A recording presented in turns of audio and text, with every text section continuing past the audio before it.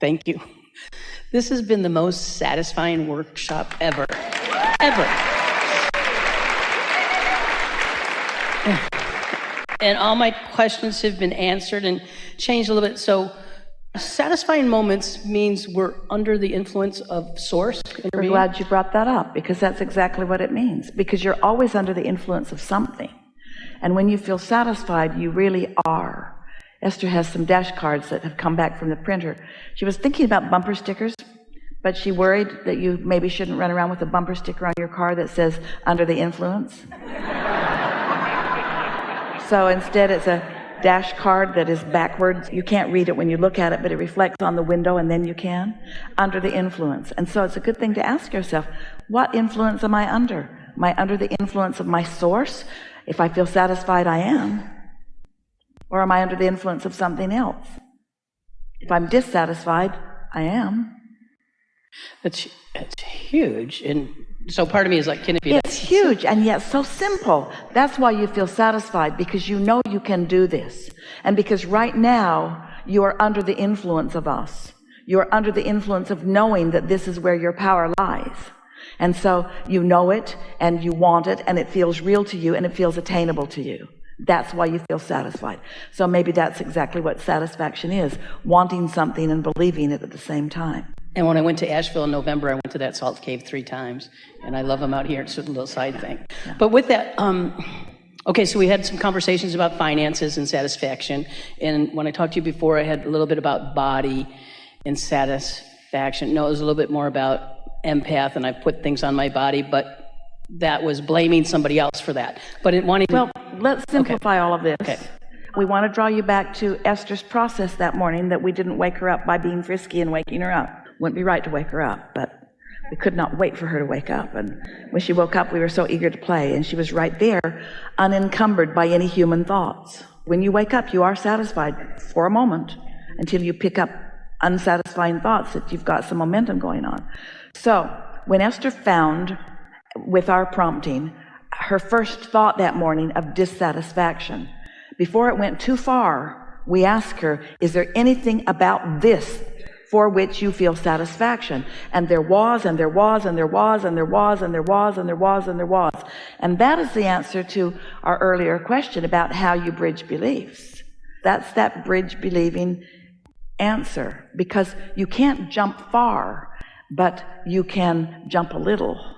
And so you see what we're getting at? If you catch it early and then you describe it in a more satisfying way, you've left it forevermore in that improved state. It is really unlikely, unless there's some really strong influence, that you would go back to your more resistant thought or your more resistant belief about that.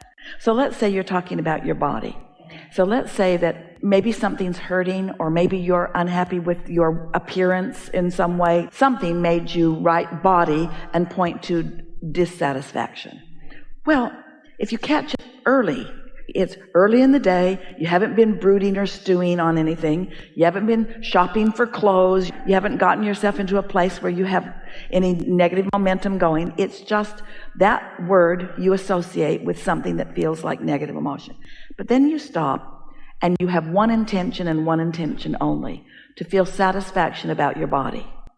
So you say something to yourself that's really easy to find, such as, my physical senses allow me such a vivid experience.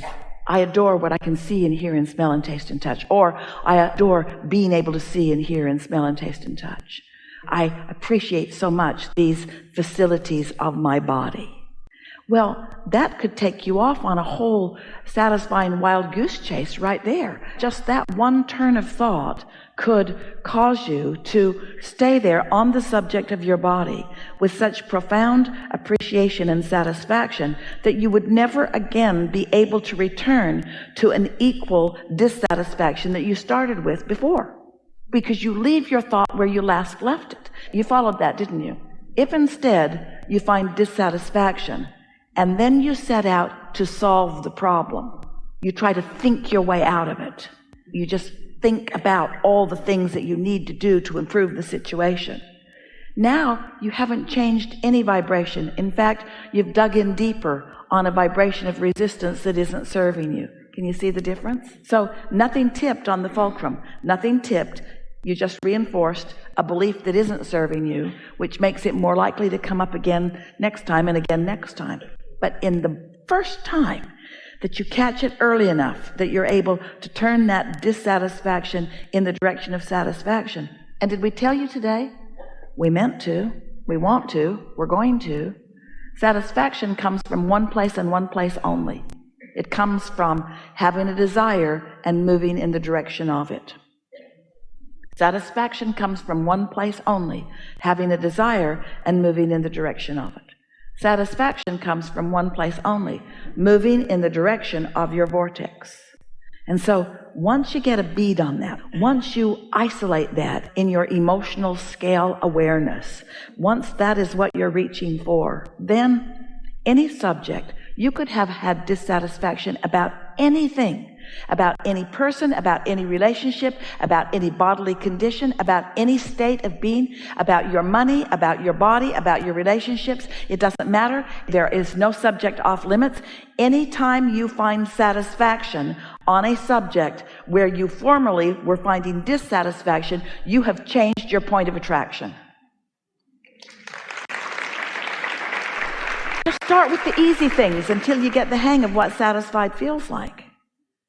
So simple. Just a little fun thought, since we saw you last time in Chicago, I ended up finding a trainer. It was an impulse, showed up on my website, never knew of him before, but close by, and I met him at his house because I like kettlebells. The best part of that has been, I am getting stronger, but his little 2-year-old daughter and 4-year-old son are out in the grass playing with me, and I think that was a reminder for me to be playing like them and laughing like them and the universe is so ready. Along your path of least resistance are so many treasures that will surprise and delight you that you aren't even aware, you can't even consciously ask for them. They just show up, and often you just recognize them as they show up. Your inner being knows everything that you like on every subject and has them all lined up all the time. Really, there should never be a moment that you are not satisfied if you would play the game the way your inner being wants to play the game with you. Talk about being someone's interest.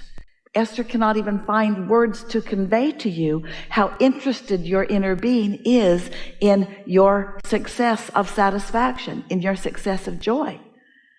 Just endless paths that have already been pre-thought for you, that when you get anywhere in the vicinity of will begin occurring to you in the form of impulses.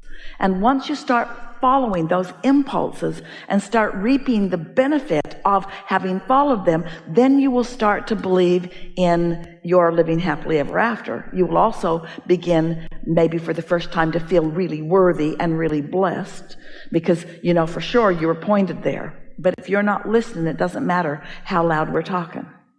And so that's a reminder that the path is coming to me. It's always there. It's always there. The more satisfied you are, the more likely you are to step on it. And the thing about that path is it will jump right under your feet. This is the energy that keeps your Earth spinning in its orbit in perfect proximity with other planets. You are easy. You got to listen. The other day, Esther went to lunch with a friend, and it was a new town she hadn't been in and a new place that they hadn't been to, and they were just kind of following their impulses. And when they stepped inside the garden area, there were a few tables where people were already seated, and there was an inside area, and the question was, do you want to sit out or in? And they both said out. The impulse was very strong. And so the maitre d' just said, well, pick a place. And both of them just gravitated over to this corner. It was interesting. It just felt like the place to be. And as they sat down and began visiting with each other, they realized something that they didn't know before. It was not the reason that they chose the spot. There was a bird cage over each of their shoulders, kind of hidden back in the bushes, with a little songbird in each bird cage. And they hadn't sat there for the birds, but oh, did they enjoy those birds.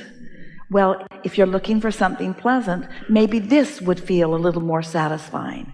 And as they were leaving, they looked around. They were the only birds in the garden. That was the only place that they could have sat.